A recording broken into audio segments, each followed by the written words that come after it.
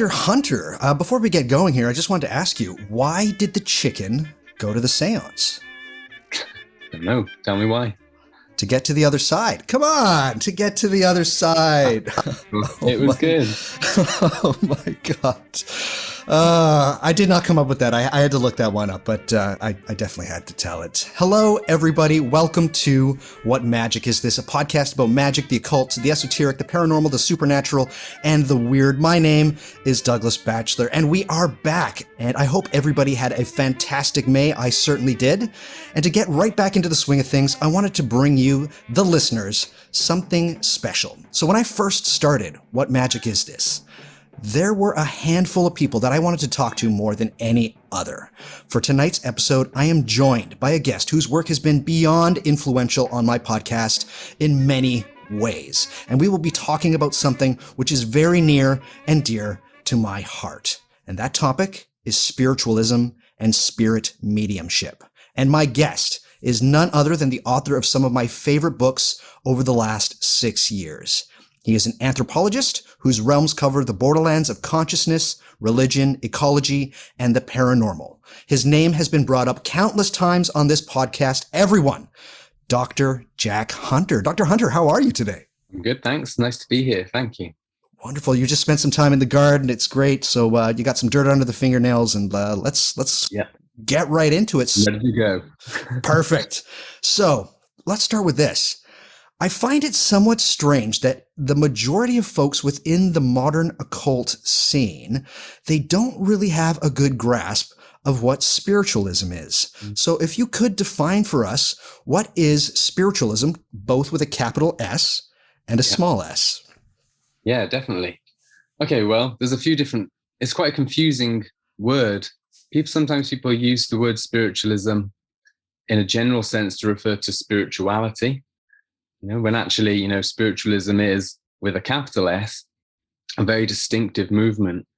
So you can say, I think, that all spiritualists are spiritual in some way, but you can't necessarily say that, all spiritual people are spiritualists. So there is a point of distinction amongst all of those other things. So spiritualism is a distinct movement.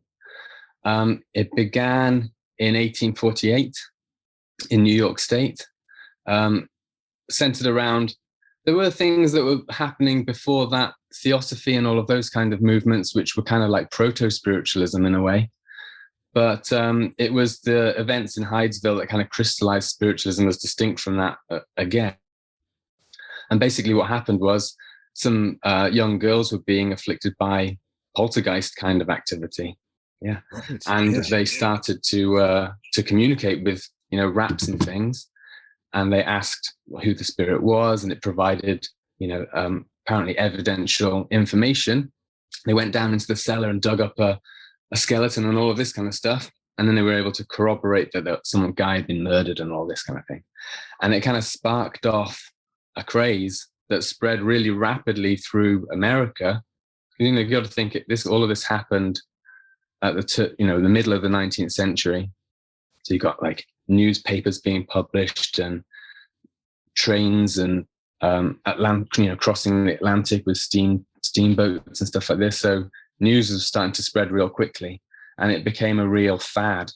Obviously, people were always been interested in the spiritual and supernatural and that kind of thing. So it just sort of came on at the right moment and spread over into Britain. And in Britain, it kind of took on kind of like a religious character. The first spiritualist church, I think, in the world was established in Yorkshire. A spiritualist church. There were lots of different demonstrations of spiritualism and all of that kind of stuff going on all over the world. But, an actual church, established in Yorkshire, in Keighley.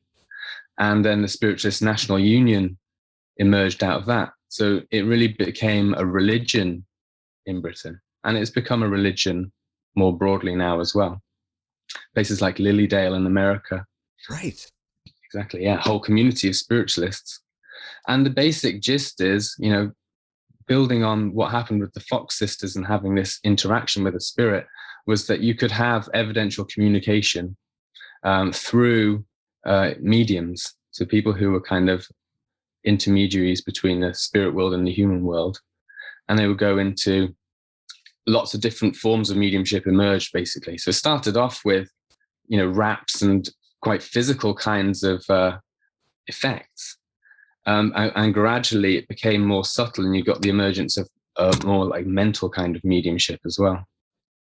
And there was all sorts of issues to do with, fraud and all of that performance going on in there as well. So it was really, really kind of key territory. Yeah. It drew people in because it was kind of a spectacle, and it was dramatic, and it was a performance, but it also had this religious dimension to it. And this also, to do with, people's like psychological connection to deceased loved ones and all these kind of things. So it was a very complicated phenomenon. Definitely. Yeah. What do you think were the precursors that eventually led to something like spiritualism becoming, I'm going to say it was a full-blown new religious movement, but what happened before the Fox sisters in Hydesville? Well, there was all sorts of stuff in that whole area. They call it the burned over district, and all sorts of different kinds of religious movements had emerged from that area. Mormonism, probably the biggest one. And all sorts of different kinds of little Christian sects and stuff as well. So the whole area was kind of bound up with this religious revival kind of mentality. So it kicked off in the right place for it to be taken up in that way. But there were also other things that had become quite popular in America, for example, Swedenborg, Swedenborgianism and that kind of thing. Right. Who had been writing in the 1700s, 1800s, which was kind of like a proto-spiritualism again. So you've got theosophy and Sweden floating around, and mesmerism again, which kind of blurred together with spiritualism in a lot of ways. The performances on stage and things of mesmerists putting people into trances soon turned into, mediumship, really putting people into trances to allow spirits to come through. So yeah, it's a very interesting thing. It's got lots of different strands. There's also the ectoplasm strand of it as well. Physical mediumship. We'll hit on ectoplasm a little bit later on in the show, but why do you think that spiritualism hit as big as it did in a period of time which saw major cultural and technological changes with things like the telegraph as well for the Western world? Why do you think that this technology and this cultural change opened up and allowed for something like spiritualism? Well, the technology was, like I said before, useful in one way of just allowing news of these new miracles to spread, basically. But on the other hand, it also gave a sort of a cultural narrative or framework for understanding the possibility of, communication without direct contact and things like that. So the telegraph and the emergence of radio and those kinds of things. In fact, a lot of the people who were involved in that were spiritualists themselves. People like Oliver Lodge and William Crookes, and who also founded the Society for Psychical Research, which came out. It was the first attempt to really scientifically study the paranormal and mediumship and that kind of thing. So yeah, there was all sorts of things in the air at that time. New models of the world, new ways of understanding the possibility of non-physical things, new science, gradually becoming like quantum physics and that kind of stuff coming out of all of that era as well. So they were really starting to think about the possibility of invisible worlds, and spiritualism kind of fit into that. It also fit into that because it's kind of evidential approach to spirituality. It's all about getting evidence to prove survival. Even the group that I did my fieldwork with, they adopt a kind of like a scientific approach to their practices. So it kind of fit into a 20th century framework, scientific framework as well, kind of. How widespread was spiritualism? Was it a worldwide thing, or was it just kind of like a Western world phenomenon? Yeah, I think it's more or less still a Western phenomenon, but one of the things I've been most interested in is putting spiritualism into a cross-cultural context, because actually, we talk about it in these terms as if it's it's come from America and it's a distinctively American Western thing. But actually the things that they're doing, there are all sorts of cross-cultural, parallels. I think it's also interesting within spiritualism how the Native American, indigenous American kind of current flowed into it as well. That it gets kind of cheesy with all of these spirit guides who are like chief, yellow legs and things like that, which is, the way that it is. But at the same time, there are practices within the indigenous traditions, like, shaking lodge kinds of things that are very like physical mediumship seances. And I want, there's got to be some kind of an interesting connection going on there as well. So yeah, all sorts of interesting things to do with spiritualism. It's amazing. So we've all seen the movies. I think that that's where most people come to the idea of spiritualism, or they first hear about it. They say a movie about like a seance, or most people's short summary history of spiritualism is people were doing a lot of weird things. Houdini came along, proved everybody wrong, and then it just ended. But I want to concentrate on like the seances themselves, because that's what people really cotton on to. What kind of things would occur in these, because let's say it's about the 1850s to the 1920s, 1930s, their seances were somewhat large. We even had a Canadian prime minister who would involve himself in spiritual seances. But what would happen during these meetings? Yeah, well, again, there's the different kinds of meetings. Some, like in the spiritualist churches, for example, the meetings would be to do with, having a medium who would go up and on a stage or a platform and give a message to basically like a congregation of people sitting in rows. And, there might be very powerful experiences for people in those contexts where they get evidential, information that they relate to a dead loved one and all this kind of stuff. So that's one very public face of spiritualism. But like you're saying, with Houdini coming along in the 1920s and exposed the Marjorie mediumship and all of that kind of stuff, where the medium was saying that they were claiming to produce ectoplasm, and actually the substances that they retrieved were like chicken livers and all sorts of horrible kinds of things, and bits of muslin and stuff like that. Right. So that whole area, it started off, like I was saying with the Fox sisters, spiritualism started off as a physical mediumship, essentially, with physical effects. And then it became much more mental focused because all of this negativity and association of the physical stuff with fraud and trickery and deception.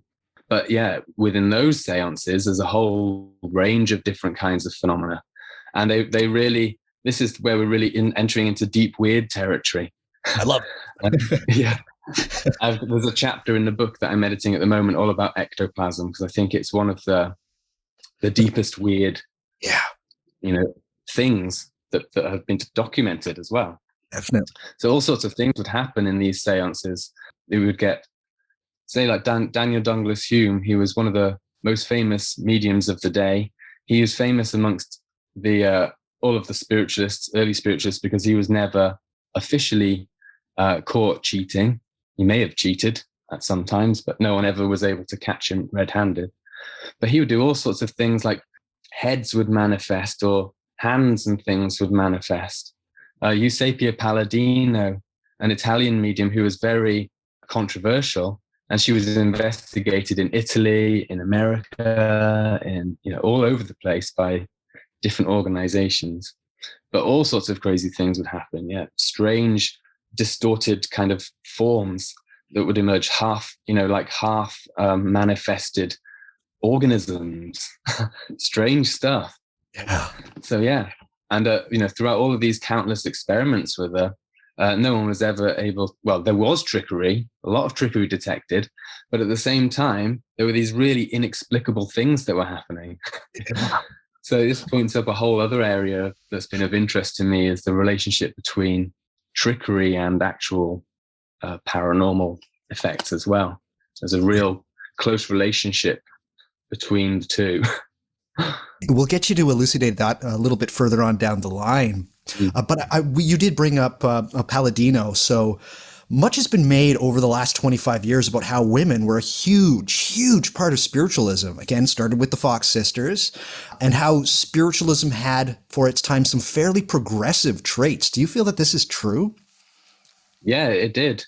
I mean, a lot of the people who were involved in spiritualism at that time were also involved in sort of, women's suffrage and these kinds of things. And there's a long-standing social functionalist argument for mediumship and things like that, that it exists to allow people to speak in an authoritative voice when they actually lack power in the real world.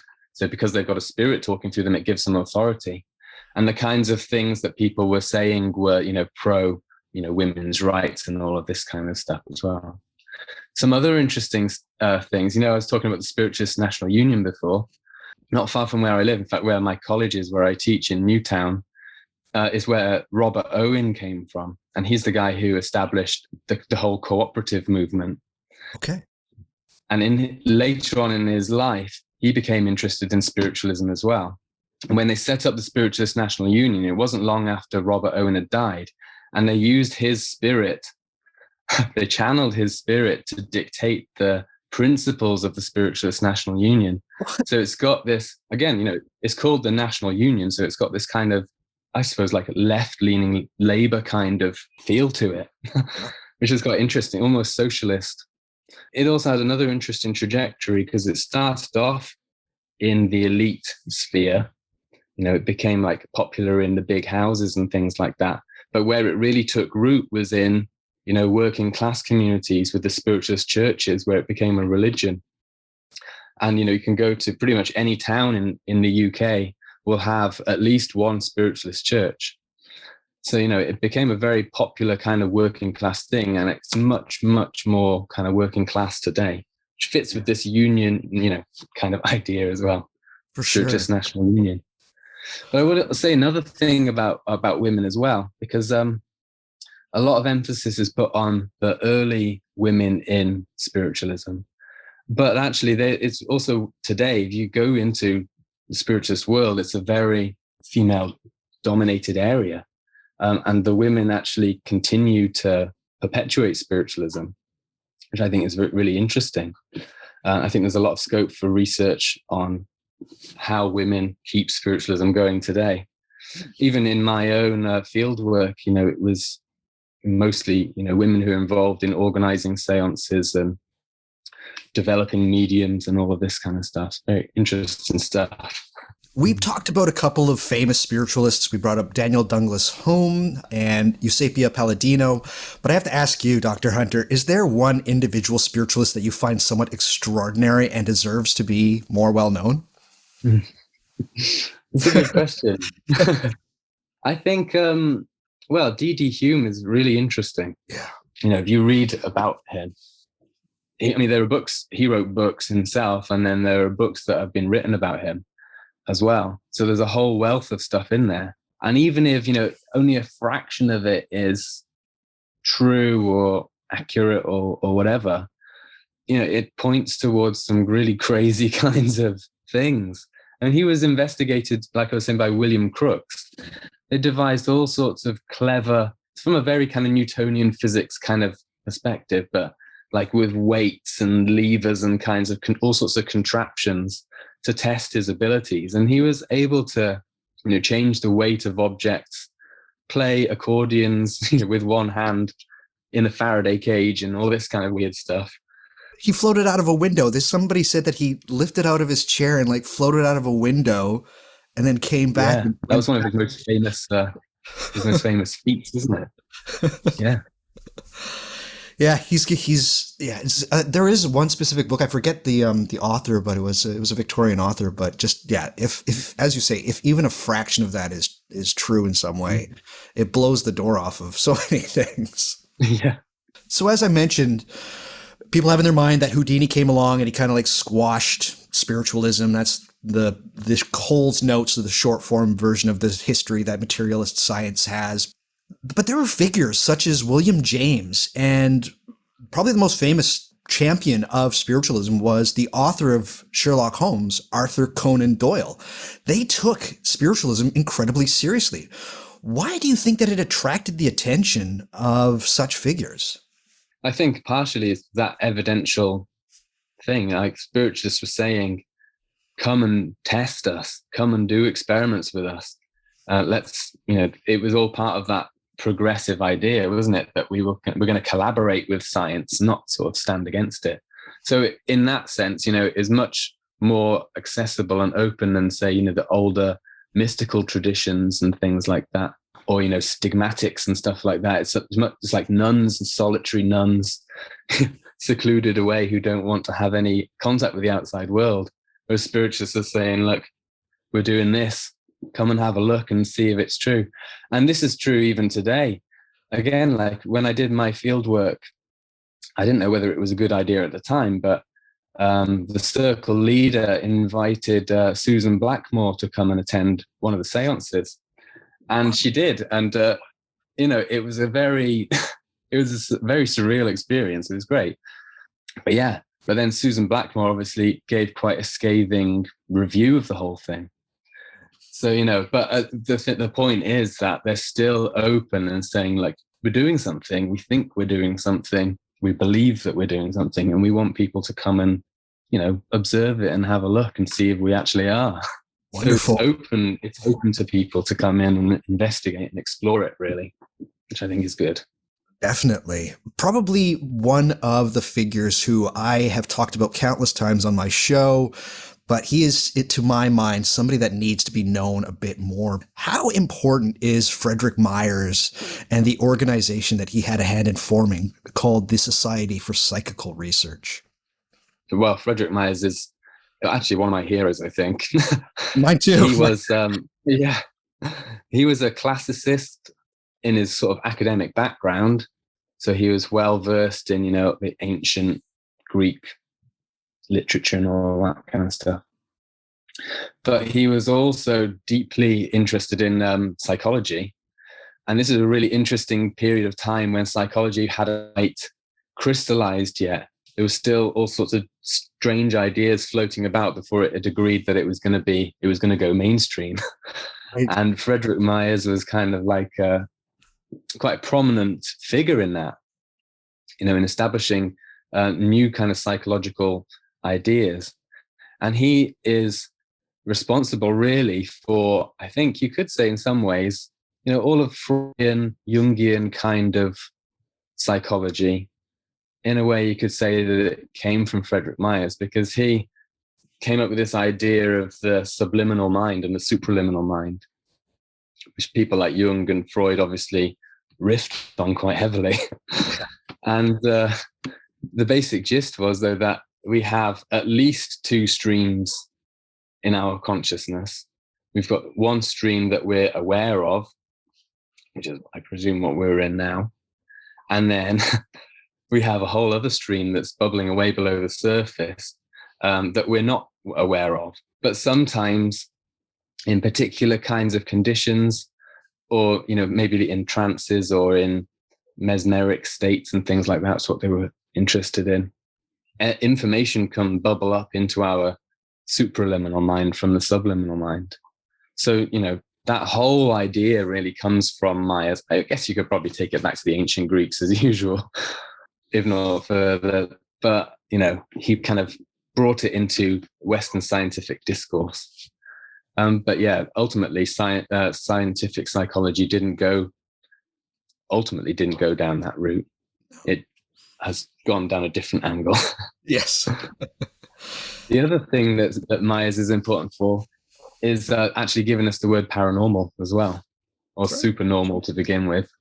So he made the case for all of these phenomena that we like to talk about being actually natural rather than supernatural, or that these could be discussed in a scientific way rather than through religious language, which had always been the dominant way of talking about weird things. So, we owe a lot to him for introducing this concept of the paranormal as well. So, yeah. He's a big guy. It's a big guy. Yeah. And the Society for Psychical Research, it's weird now because they used to have headquarters like all in I believe in New York. They had headquarters in London, and now people don't really know their name. For a time, this organization was incredibly important. Well, I mean, the Society for Psychical Research still has headquarters in London. Right. And they have a library and all wonderful things if you go to see them. A great bust of D.D. Hume in really? there. Yeah, and all sorts of, bits of William Crooks's machinery and all sorts of cool stuff. So they're still there. But yeah, the American Society for Psychical Research, which was established by William James. I don't know what's going on with that. I don't think anyone really knows what's going on with that one. No. It's become a kind of like a black hole, I think. Oh dear. So yeah, that's strange. I don't know what's going on there. But yeah, it's still an active organization, and they still give out grants for research. They still do conferences. So still an important hub for all of this research.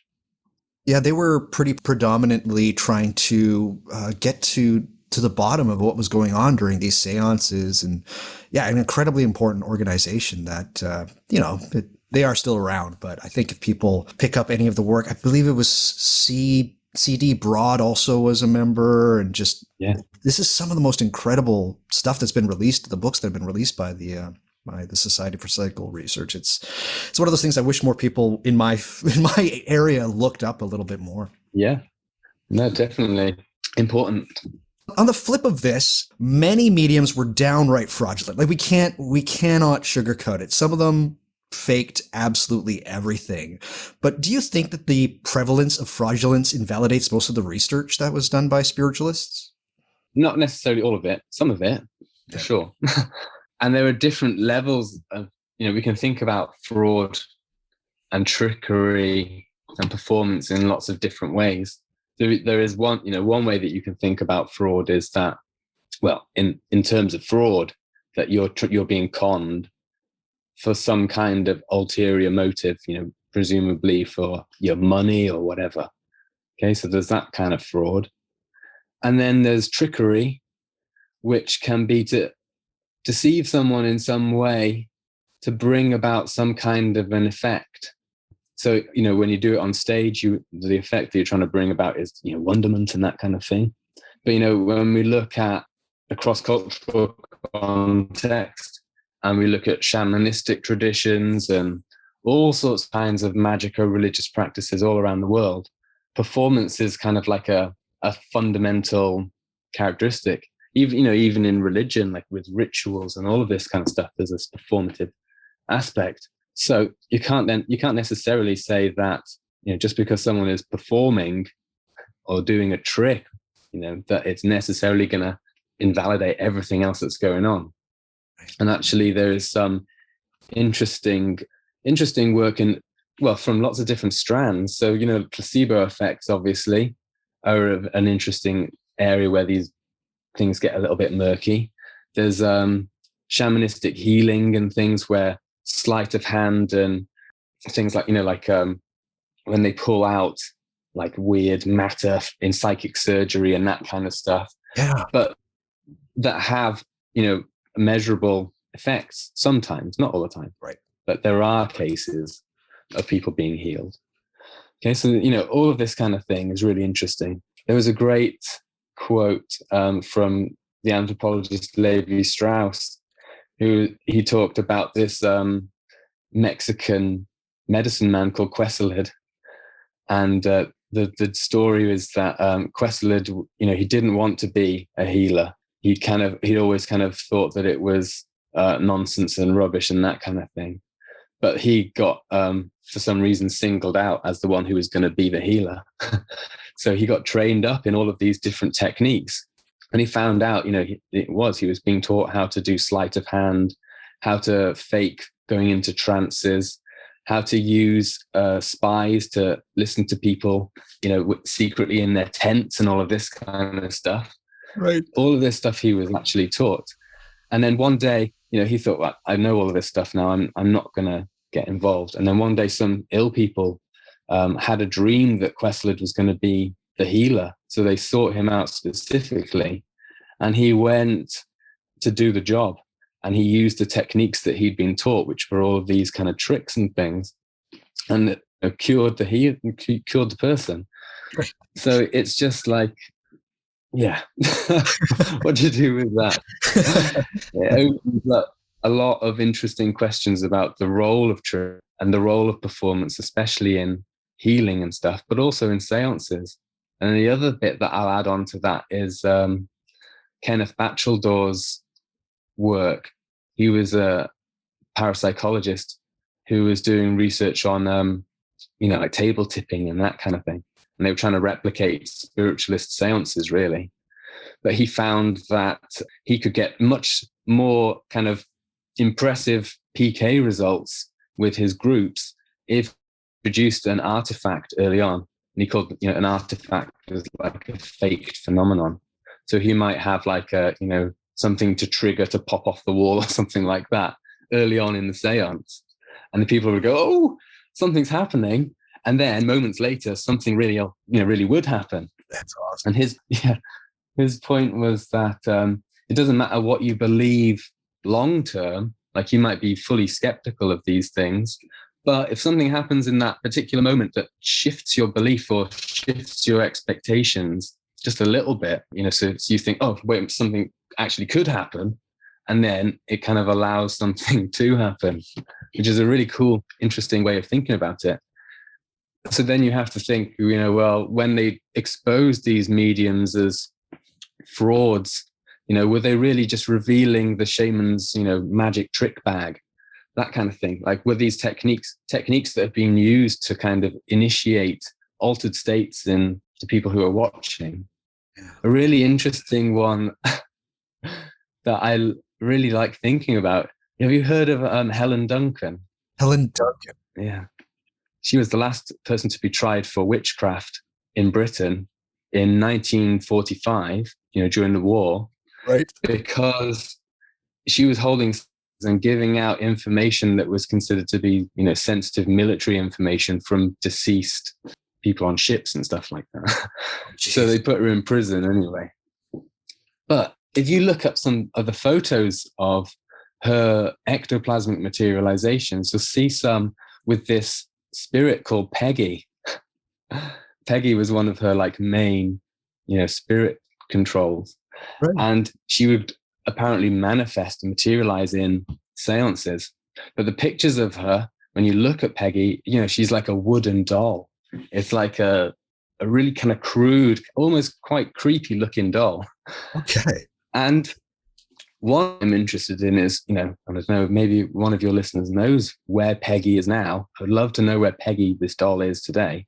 But the other thing that it makes me think about is, this is so crude sort of representation. It's hard to believe that anyone would think that it was actually a materialization.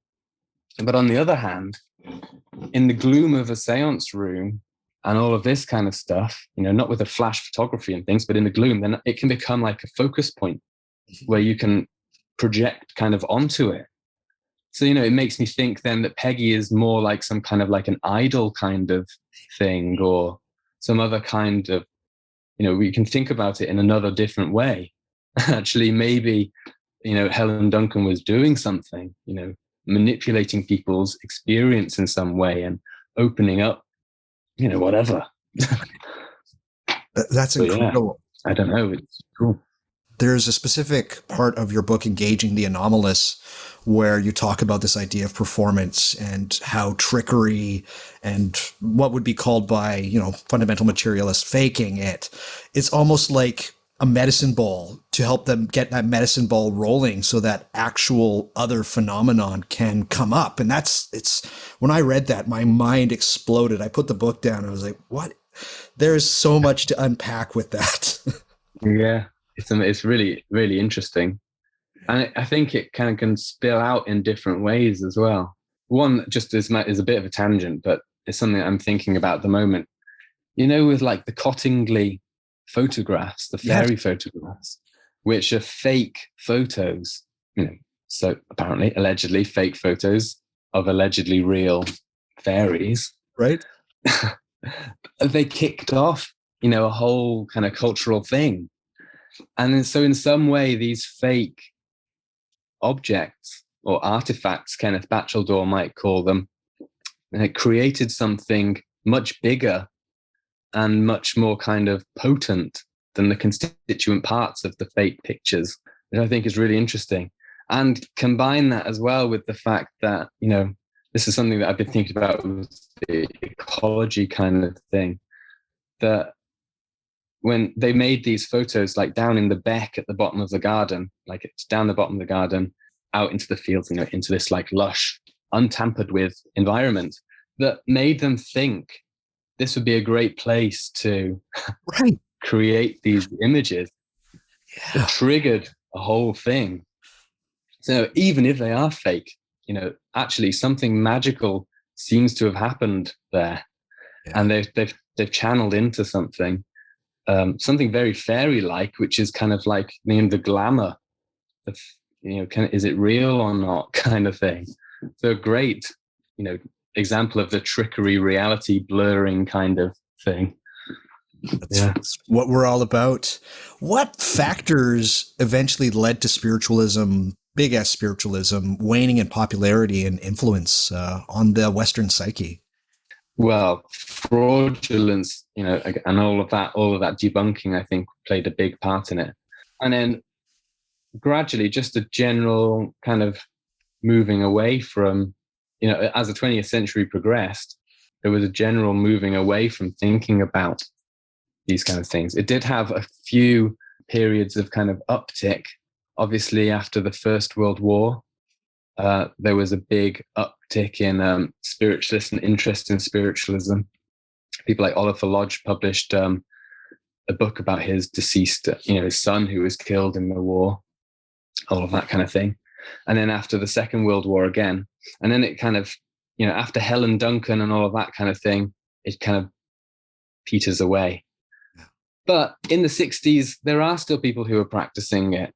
People like Leslie Flint, who's a very well-known direct voice medium.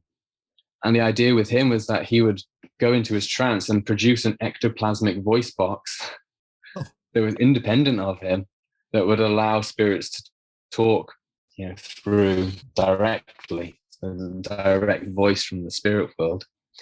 But he was, active in the 50s and 60s. So there were people who were doing that, but it didn't really emerge again popularly until the 90s, really. And especially after the publication of the Skull Report. Yeah. Yeah. And that book, the Skull Experiment, which was really an attempt to replicate spiritualist seances, but they framed it in different ways. They were like, we're not using ectoplasm. So you can see they're distancing themselves from their old ideas of, all of that stuff that was debunked by Houdini. Right. And saying it's a new energy, it's a new form of spiritual energy and this kind of thing. And the other interesting thing about the Skull experiments is that, although this, to be fair, this was, you could look even to Swedenborg. He was talking about the possibility of life on other planets, spiritual life on other planets. But the Skull group also started to talk about sort of interdimensional contact. Yeah. Spiritualism becomes a little bit more expansive as well with the Skull group, and they get some weird photos of like grey aliens and things like that, or pyramids in other dimensions.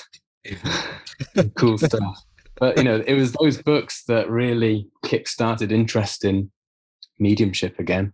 In the sort of 2000s, you start to get new circles emerging, like the Bristol Spirit Lodge, where I did my field work, was I think founded in 2005 thereabouts. There's a group in Germany, the Felix Circle, who were quite active. I think they're still quite active, but they got a lot of interest from parapsychologists a few years ago. And then lots of home circles. So it kind of becomes more like a private kind of practice. But with the internet now, much more communication between circle groups. So you can get Facebook, physical mediumship groups where different circles can communicate with each other and share their, experiences or photos and things like that. It's really interesting. Very cool. So that's kind of where spiritualism is now. There is still the churches, but there's also much more of a kind of, these private circles who were going at it themselves, but linking up through networks. So what is spiritual mediumship? You list there's two different kinds of spiritual mediumship. So if you could take us through that, but also I'm just going to tack this question on here, and it's a bit of a personal question, but what on earth made you want to tackle spirit mediumship as your PhD thesis? Well, I'll start with that question. Sure.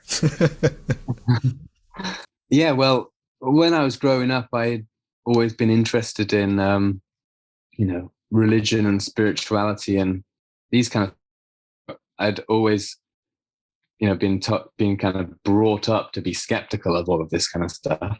Mm-hmm. I still am skeptical and to be critical of religion, especially. But I was always kind of fascinated by it as well.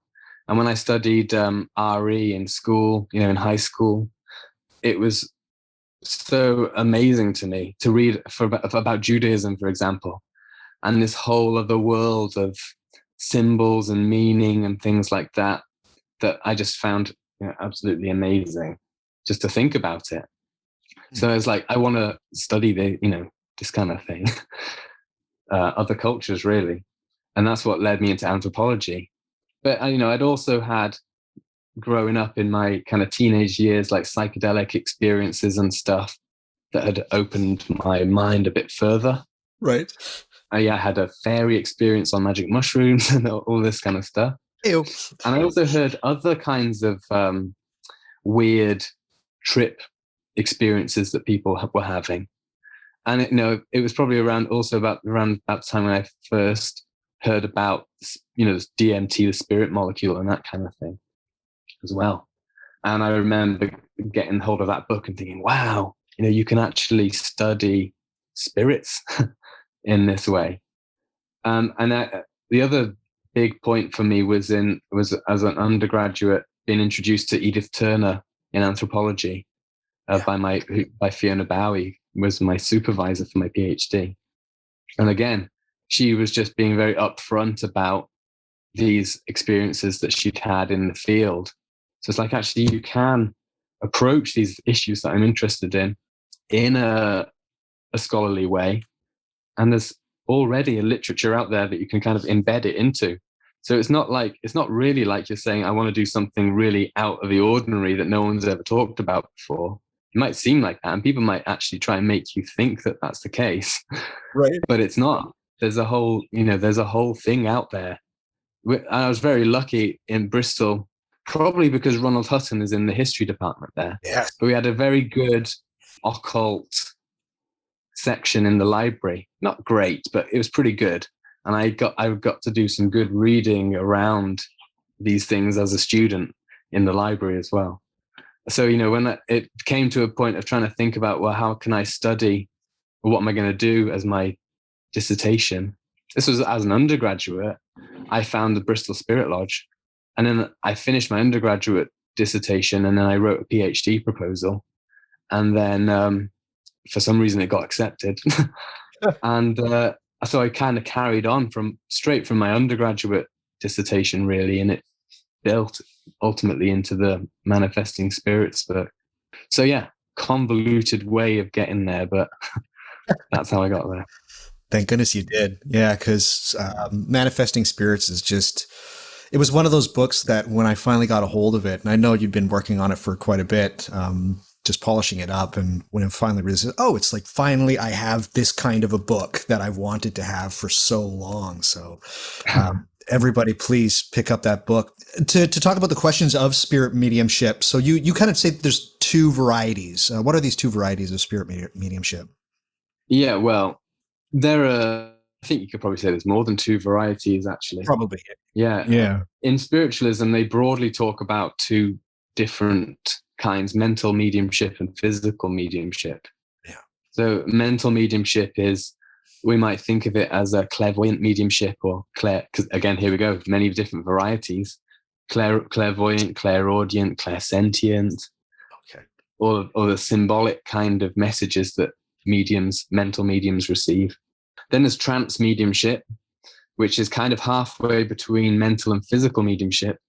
So in trance mediumship, which is actually what most of the time, this is the kind of mediumship that I experienced at the Bristol Spirit Lodge, where the medium would go into an altered state and different spirits will talk through them. So it's physical in the sense that the spirits are talking through the body, but it's still a psychological experience, really. It's a subjective experience. And then physical mediumship is where the phenomena produced are supposed to be objective. Physical effects could, in principle, photograph or, weigh or all of that kind of thing. So that would be things like movement of objects or materialization of apports. So this is like things that are brought in from other places. So you might get objects appearing in the room, for example, that have come from somewhere else. And then you could have ectoplasmic materializations as well, which are produced by the medium. The idea is that they kind of form into pseudopods. Right. Like rods, really, that move things around in the room, which is really, far out kind of thing to think about. But there are loads of photos of those rods. There's a great book. I think the medium's called Harry Edwards. He's either the medium or the author, but it's got some amazing photos in there of these different kinds of ectoplasmic rods coming out of mediums' mouths, attached to like tables and stuff like that. Is it real or not? I don't know. It's crazy there. It's great. Let's talk about ectoplasm for a bit. What do you think's going on there? Because there are some photographs where it's just like, that's cheesecloth. Like that's something. But there's other people that talk about, particularly people who have recently done some spirit mediumship and physical spirit mediumship, where they're like, I could touch it and then it just disappeared. Like there's something there. I know there's something there. What do you think is going on with ectoplasm? Everybody loves the ectoplasm because of Ghostbusters, right? But what do you think is happening there? I think there's lots of interesting things about ectoplasm. One of the first interesting things is that I think it's kind of like a tulpa. Okay. It's like it was a thought form that was required in the turn of the 19th, 20th century to deal with this issue that we've been talking about, this weird science spirituality thing, because people are saying that we can demonstrate the existence of the spiritual world, and they're saying, right, well, we need the matter to verify it. And then all of a sudden ectoplasm appears as a substance it's halfway between matter and spirit. It's actually something thought of as something that, a substance that can be manipulated by spirits, something that can be, shaped and molded by spirit. So it's kind of halfway between the physical and the spiritual in a way. So in that way, I think it was kind of required at the time and it manifested at the time. But obviously it's transient. It's not something that lasts. And people have tried to take samples of it. And, places like the SPR and the Arthur Findlay College, I think, as well, which is a spiritualist mediumship college far from London. I think they've got, samples of ectoplasm, which is, thought to be cheesecloth and all of that kind of stuff. So there's that side of it as well, that it's all fraud. So it's, it's a thought form that it performed an important cultural function at the time. And, maybe we don't need ectoplasm as much these days to think about the spiritual realm. I don't know. The other interesting thing about ectoplasm then is its biological kind of quality. And the word ectoplasm itself comes from cellular biology. Charles Richet, I think there's a bit of debate about who actually coins the term ectoplasm, but it's usually Charles Richet, who was a Nobel Prize winning physiologist, who was very interested in physical mediumship. And he used this term ectoplasm because in cellular biology, an ectoplasm is when the plasma inside the cell can kind of come out and it forms pseudopods, almost like limbs on the side of the cell. So they thought then that this was some kind of a cellular process, and that there was in some way our cells were exuding this substance that would form these in the same way to under a microscope to form these extra limbs and things. So there's a really biological kind of substance as well for some researchers. Other researchers said that it was more like a smoke or a mist or something that would disappear into the ground, which makes me wonder whether ectoplasm is actually one specific thing, right? Or whether there are lots of different ways that stuff might manifest. Sometimes it's icky and biological. Sometimes it's ethereal and vapory and all of that kind of thing. Yeah, super weird. And the other thing about the biological side of it is the way that it would come out of nipples. It would come out of pores, out of different orifices. Another interesting thing about ectoplasm. Keep going. I'm loving it. Well, we think about it, like you're saying, as a Western thing, but there are also cross-cultural parallels, really, that are sound similar to ectoplasm. I found a couple of examples of something that kind of sounds like ectoplasm. One of them is a magical phlegm that's produced by ayahuasqueros, people who use ayahuasca, and this phlegm is produced, and they can get like poison darts out of it and that kind of thing, for like shamanistic killing. Okay, so that sounds similar to ectoplasm. The idea of it being a sort of exuded from the body, kind of like spit. Yeah. Spittle, and then you can get manifested things out of it.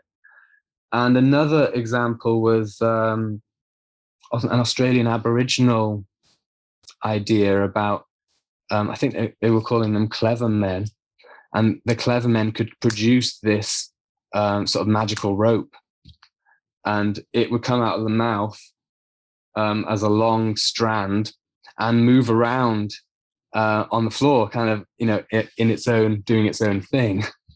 And there's a great account. There was some sort of parapsychologists who researched Aboriginal Australian. They were called Rose, and they described this thing. But one of the interesting things they said was that some of the people, the observers who were there, couldn't see anything happening. All the Aboriginal guys were saying, "No, look, it's happening." Some of the other people could see it, and some of the other people couldn't see it. So, really weird. So this is ectoplasm. This is like, a weird thing exuded from the body that's kind of physical, kind of not physical, that you could touch it. When people touch it, they talk about the feeling of being, sometimes it's clammy, like, cold hands. Sometimes it's fleshy. And the smell of it, for all intents and purposes, is kind of like, well, people talk about ozone and that kind of smell associated with it, which is linked to all sorts of different paranormal, Joshua Cutchin stuff. Yeah. But also the smell of, like bodily kind of stuff. Yeah. Snot and spit and other kinds of, Love stuff. it. Yeah. So yeah, it's super interesting. It's got a cultural value, cultural role, and it did something for science and spirituality, but it's also very biological and icky. And in fact, the chapter in the book that I'm editing at the moment about it by Zofia Weaver, so she's a psychical researcher, it's called Where Biology and Imagination Meet. So ectoplasm is like this interesting meeting place. Yeah. I love it. As you mentioned, you went to this group, the Bristol Spirit Lodge, and you would sit in on spirit mediumship. I have to ask you, because you've been on a lot of podcasts, but I have to ask just for the listeners as well. But what was the most shocking thing that occurred to you while you were at one of these spirit mediumship meetings, these seances? Yeah. There were two really pivotal experiences, really. The first one was in the very first seance that I went to, where I saw basically like a green mask appearing over the face of the medium. Okay. So she was sitting in, I'd never met these people before. This is my first time going to see anything like this. And I was, quite shy and all that kind of stuff as well. And I was stepping out of my comfort zone big time, going into other strangers' houses, people who were not students, all of this kind of stuff. It was very kind of clean and tidy. I was out of my comfort zone. And so the medium was in the cabinet, which was like a curtained off corner in the seance room. And the seance room was a small wooden shed in the garden, essentially. The windows were all kind of blacked out. So it was pitch dark in there when the windows were closed. And they did have a red light with a dimmer switch, so you could kind of get a kind of nice bit of gloom going on. And they would put kind of like pop songs on, really, on the CD player.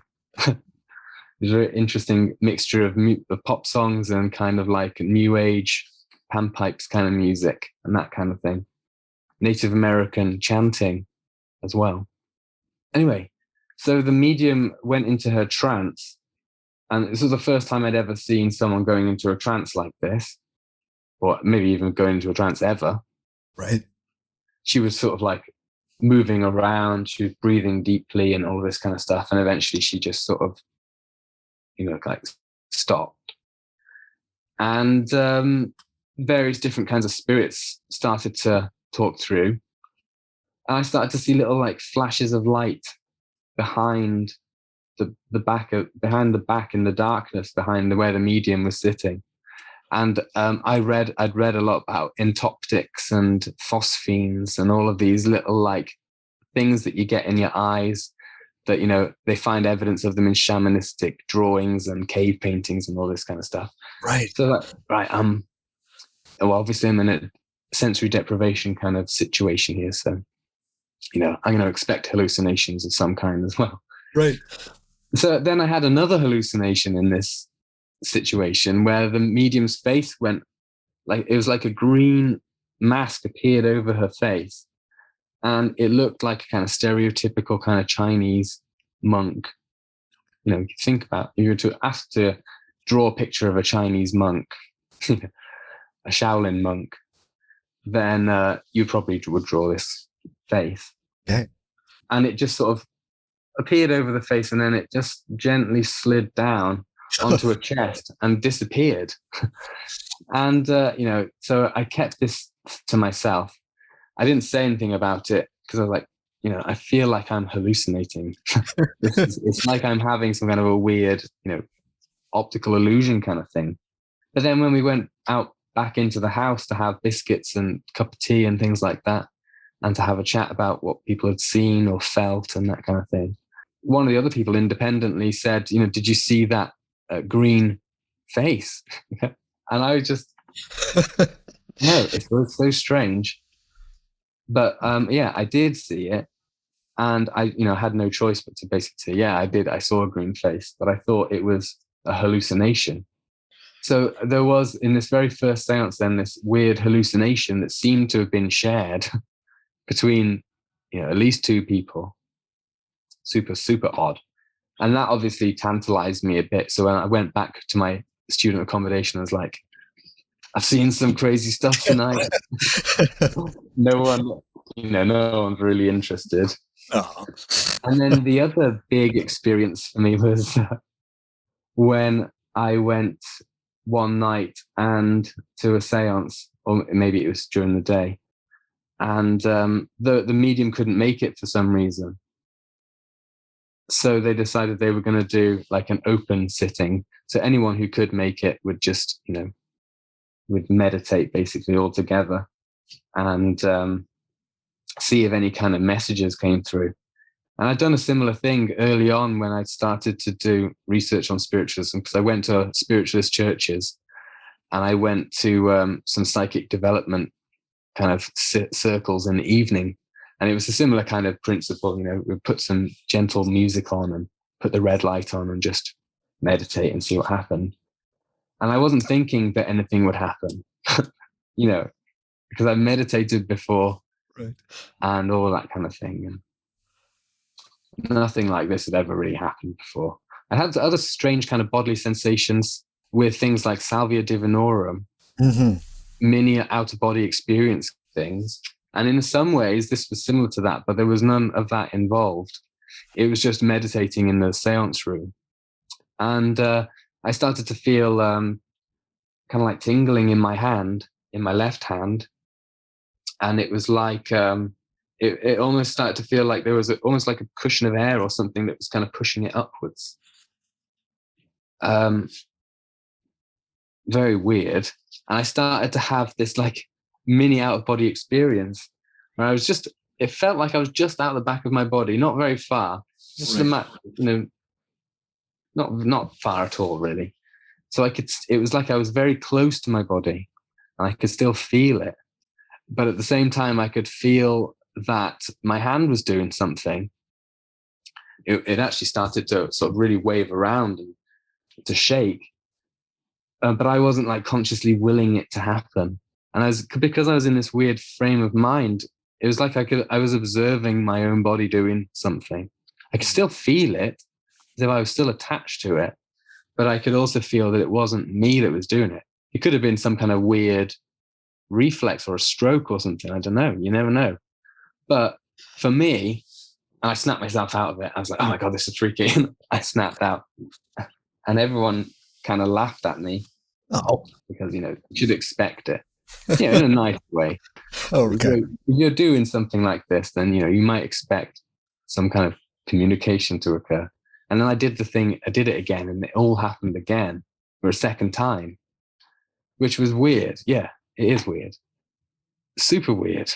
Because it's not something that I would do.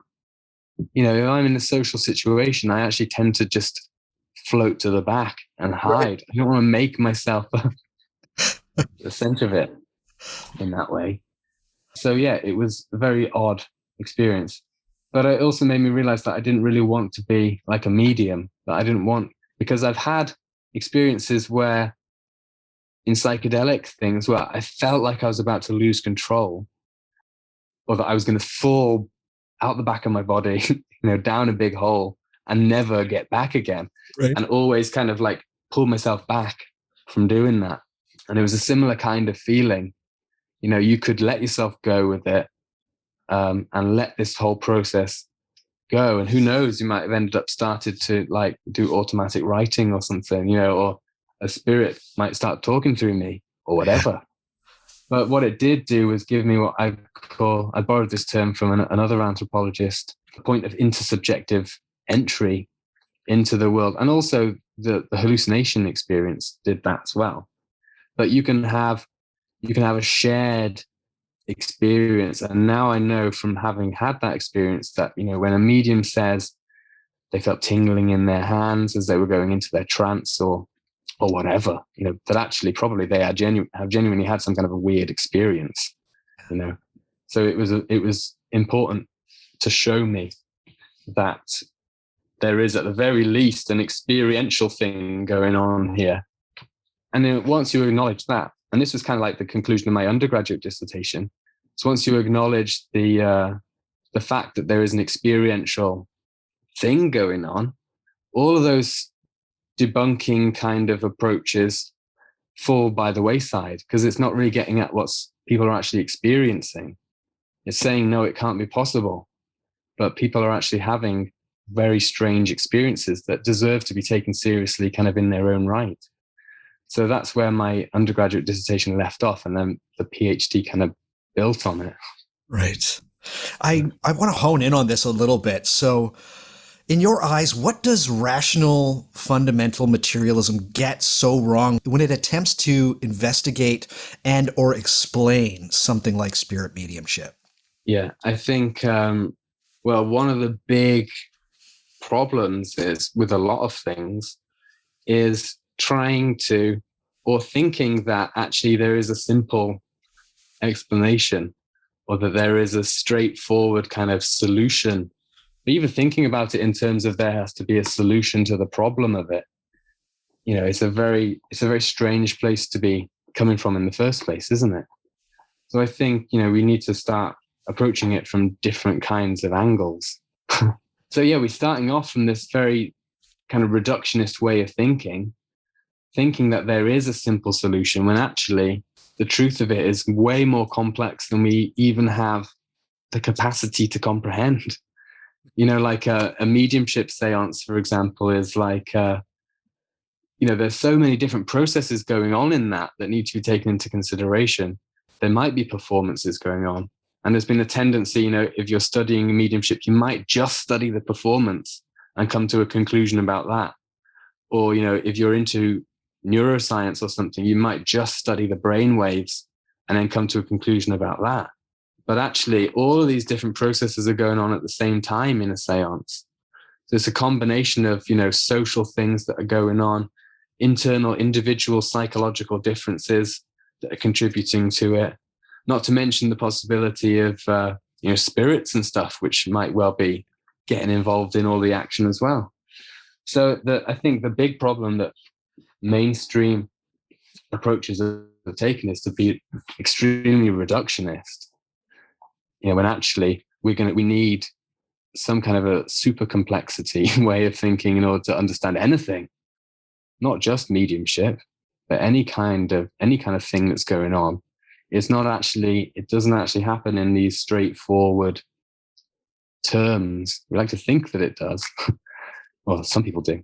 So yeah, that's where I think. So I think like from the mainstream scientific perspective, it's always about trying to explain it away, reduce it into something else, like hallucinations or whatever. Or yeah, just to kind of to dismiss it and ignore it because it doesn't fit into the general model.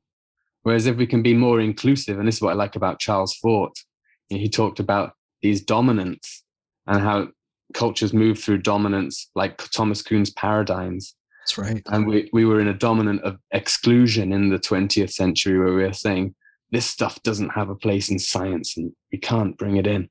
And he was talking about this new time coming in of inclusion. We're bringing stuff into science. So, let's say like with mediumship, the standard approach has been to dismiss it all as fraud. Well, now I'm saying like, okay, fair enough. Fraud is a part of it. But also, what about these bereavement processes that are going on? What about the healing that's going on in these situations? What about the social bonding that people have, even on a very, very kind of pragmatic level? There's all sorts of different things that the simple, it's just fraud. It's just trickery and fake and nothing real about it. Dismisses all of that complexity. So yeah, that's what I think we need, a bit more complexity. Complexity thinking. I've got to ask a really tough question here, Dr. Hunter, but what do you think spirits are, particularly ones that are interacted with during spirit mediumship? You once did a presentation where you talked about the spirit world and comparing it to mushrooms, mycelium, and the mycelium reaction. But for you, let's get down to brass tacks. What do you think they could be? Well, this is a good question because spirits, again, is a catch-all term, isn't it? Right, it's a reduction. Yeah, there's a whole load of, within that, possible things. Like, we're talking about fairies, we're talking about ghosts, we're talking about, is a poltergeist an entity? Or is it some kind of a weird psychological thing? So yeah, there's a whole load of diversity that needs to be taken into consideration. But in my writing, I do use the term spirits because I think we also understand, what it means, what it's referring to. We know what a spirit is, even if we don't know specifically what it is. It's a paranormal, supernatural thing. But saying that, I think all of the stuff that's going on at the moment to do with, plant consciousness and subjectivity of plants, and also research into non-human culture and all of this kind of stuff is really opening up the spectrum of possibilities for different expressions of consciousness in all sorts of different ways.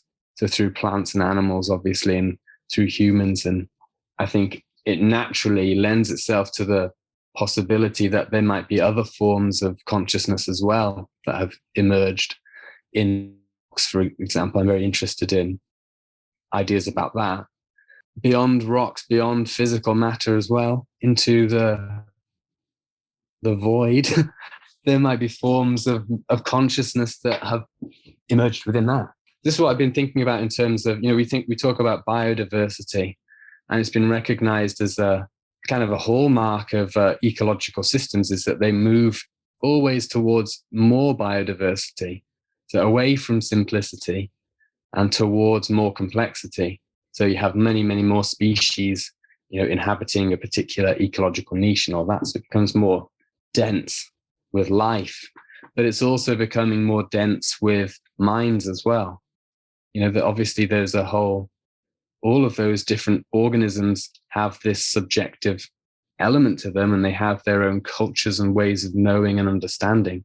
So we can also talk about psychodiversity as well. So if nature is always moving towards increased biodiversity, it's probably also always moving towards increased psychodiversity. It's always moving towards more expressions of mind, and also more different modes or like modulations of mind. So like, you can have an individual person if we are bounded in some way, but we have different moods. We have different we can have different states of consciousness, so it's always tending towards diversity. So I think, when we start to think about it like that, then spirits and other kinds of paranormal entities are really just the same as everything else. They're just like expressions of the whatever we're in, whatever this reality is, expressions of the way that our reality moves forward. It produces more minds, more diversity of minds, more diversity of life forms and things like that. I think it probably even produces more worlds as well, that this diversity things goes all the way down. So yeah, pretty crazy. Sorry, I don't know if that answers what spirits are. In a way, it definitely does. Yeah. Do you think that anything more could be gained from people investigating both scientifically and anthropologically spirit mediumship and seances, and even looking into 19th century Victorian spiritualism? Yeah, definitely. I think there's because it's an area that's been kind of taboo. Right. There is scholarship on this. There's a whole load of really good scholarship. Stuff emerged in the 1980s, like some of what we were talking about earlier, talking about the women's rights and all of that. So there's lots of interesting angles. There's research on performance and all of that kind of stuff. But the one thing that really gets missed out in a lot of this, which is all very good, and this is what I mean, like they're all picking up on parts of the puzzle, but not the whole picture. One of the things that's missing is actually a discussion of the potential, at least reality of it.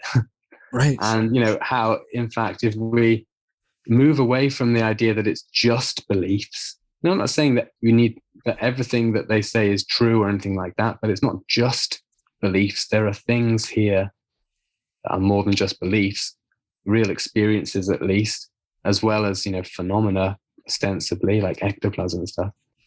Then it kind of opens it up again. We move into a different way of thinking about it. So yeah, that's it. Wonderful. Dr. Hunter, this has been such a fantastic time. Thank you so much. I really hope that more and more people find this as interesting as I do. I mean, again, we have all seen the movies. We've all seen this cheesy seance part where something happens and all of this. But this really is, I think, a very neglected part of, I'm going to say, the esoteric tradition of the Western world. So thank you for all of your wonderful insights. And I have to ask, what's next? You produced several books. I always suggests spirits, gods, and magic, greening the paranormal, engaging the anomalous, manifesting spirits, damned facts. You said you're editing a book. What else? I need to know. We need to know all of these things. There's a couple, there's 3 book projects. Yes. Bubbling away. Perfect. The first one, which will likely be the most imminent, is Deep Weird, the varieties of high strangeness experience. Awesome. And that is really about, I just did last weekend, or maybe the weekend before, a symposium for the Parapsychological Association about this, but really about, high strangeness is all about interconnections between experiences. And in the academy, we've always tried to, again, break it down into this is out-of-body experiences, and that's abductions and things. So it's really about the interconnections and all of that kind of fun stuff. Lots of great contributors. David Luke, Joshua Cutchin, nice. Gregory Shushan, Samantha Treasure. Great stuff in there. Wonderful. So that should emerge pretty imminently, reasonably imminently. Awesome. The other book is one I'm editing with Dr. Rachel Ironside. It's called Folklore, People and Place. And it'll be published by Routledge. And it's an edited book about the role of, at least the potential role of folklore in tourism, but for providing a different lens for engaging with the environment that you're visiting. So, to promote pro-environmental behaviors, really. Right. So there's a whole load of interesting stuff in that book from different parts of the world, giving it illustrations of folklore kind of in action, which is cool. Right. And then the other book is going to be a fully authored book, which is will be published by the Sophia Center Press. Nice. And it is kind of like an introduction to ecology and spirituality, which is the MA that I am teaching. Yes.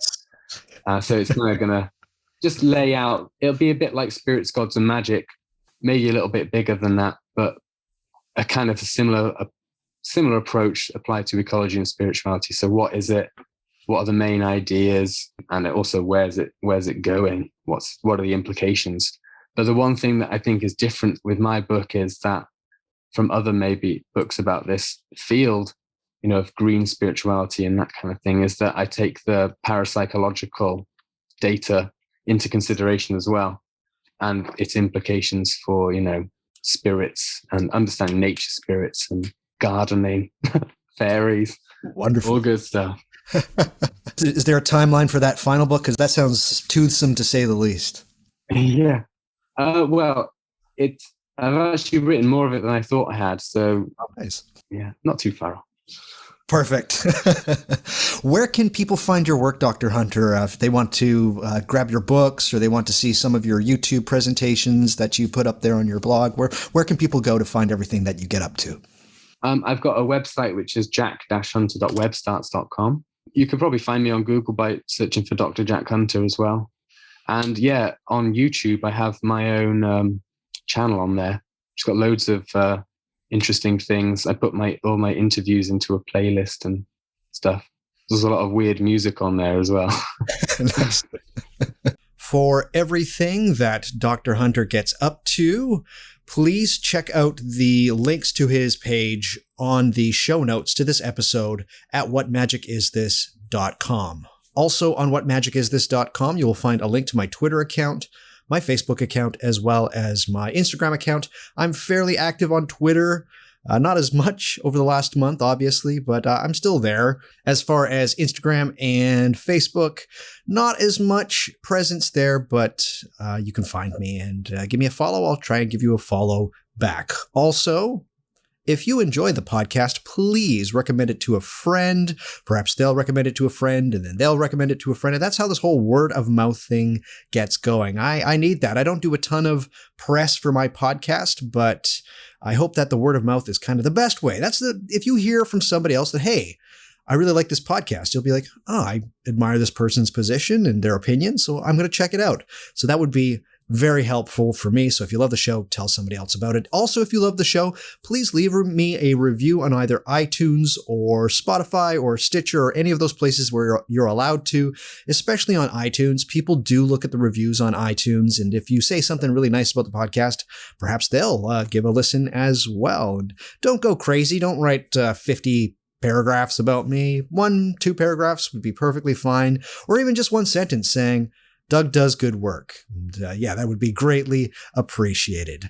So let's say you really, really love the show and you want to support the show in some way. Well, there are 3 ways of doing that, and they're all pretty great. The very first way is the best way, always, and that is supporting my podcast on Patreon. That link is patreon.com/whatmagicisthis. It's only $7 a month. That is all I am asking. That's pretty cheap. That's, I don't know, a roll of toilet paper. That is some really good soil for planting tomatoes. That's a fancy cocktail, right? Everybody's drinking the fancy I don't even know what people are drinking. Anyways, doesn't matter. $7 a month is all I'm asking. That gives you exclusive access to tons of extra content that I make. And it is actually my favorite content. So I've got videos up there, and it's not just me talking at a camera. It's me showing you how to do things. I just put out an episode about how to use a pendulum. People really enjoyed that video. And I also have exclusive episodes about gods and spirits. I put out an episode about Astaroth last month, or 2 months ago, I guess. No, it was last month. Anyways, it doesn't matter. But I have so much exclusive content. It's almost like it is another podcast unto itself. And dare I say it, that is my favorite stuff. I love this show. This show is great. This show is good. But I really, really want you to head to the Patreon, because that is where my heart really, truly is. And you get to learn a bit more about me and the things that I find interesting. So that's my pitch for Patreon. $7 a month. That is really great. And if you sign up there, it means the world to me. That's where I would like to see you. So that's patreon.com/whatmagicisthis. Again, $7. That's all I'm asking. And it also gives you access to an exclusive Discord server, which is fantastic. We have a lot of people that are beginning in magic. We have a lot of people who've been doing magic for a long time. I even have former guests that you have access to ask questions as well. It is a wonderful community. So that's another perk of signing up to the Patreon, is to get onto that Discord server, because it is only for patrons of the show. There we go. $7 a month. Patreon.com/whatmagicisthis. Another way to support the show is through PayPal. Say you want to throw me $5, $10, $20, $333.33. Please head to whatmagicisthis.com, find any one of the PayPal me links, click those, and then, you can just donate as much money as you want. That money goes straight back. Right back into this podcast. That is not milk money. That is not grocery money. That is podcast money. And it just allows me to pay for website hosting, for podcast hosting, for my plugins, I just drop more money on recording, hosting. Anyways, it's just, podcasting's not cheap. It is expensive. And as you get more listeners, it seems that there's more things to spend money on for the podcast. So if you donate through PayPal, that goes right back into the show. And you could donate any amount of money. It is all welcome. There's PayPal as well. The third way of supporting the show is to show your support by buying some of my merchandise. Do you want t-shirts? Do you want stickers? Do you want fridge magnets? Do you want tote bags? Do you want notebooks? Man, I love the notebooks. I've got 3 of my own. I write in them. Oh, they're that's what you do with notebooks, right? But they are so wonderful. So it has some of the logos that I've put for the show. I make the logos myself. There's some really cool ones there. There's about 6 designs. I'm adding more designs every couple of months or so. So if you want to show your support, as well as to help me a little bit financially, head to whatmagicisthis.com, go to the top right, click on the menu, head to the little merchandise button there, and it'll take you to my TeePublic store. Please, if you feel like you're supporting the show and also wearing your support, that is the best way of doing it. And when you're walking around with your What Magic Is This swag and somebody says, hey, what magic is this? You say, listen to it. It's a podcast, and it's a great podcast. It's the best podcast I've ever listened to. It's the greatest thing on radio since the War of the Worlds. I'm just going to say that. Wow, I'm comparing my show to Orson Welles' broadcast of The War of the Worlds. This is a new low for me. Anyways, so those are the 3 ways of supporting the show: Patreon, PayPal, or buying some of my merch. But truthfully, I would love to see you on Patreon. That's the place to be. $7 a month. That is all I'm asking. Again, it is like a totally separate podcast, and it gets updated almost as much, and sometimes even more so, than this regular podcast does. So all of those things are available at whatmagicisthis.com. We'll see you there. Fantastic. I want each and every person to please, if this is even a little bit interesting to you, Dr. Hunter's work is by far the best that I've come across. It's up there with Dr. Kripal. It's up there with Gary Lockman's work. I love everything that Dr. Hunter gets up to. And thank you again for spending some time and talking with me and getting back into the swing of things on this podcast. And I really, really hope that if I was to ask you to come back on the show at some point in the future, that you'd be keen to do so. Yeah, definitely. Yeah. Lots of stuff to talk about. Too much sometimes. Wonderful. That's the show, everybody. Thank you so much for listening, and thank you for being so patient while I was picking my butt up and moving across the country, Canada. I really appreciate you all being so patient with me. But that's the show. So come on back to What Magic Is This. We'll talk about some more of this spirit trumpet, hand apparition, ectoplasmic stuff that we call magic and the occult. Until then, I want each and every one of you to stay healthy, stay hopeful, and stay luminous. We will talk at you soon. Goodbye, everybody. Bye-bye.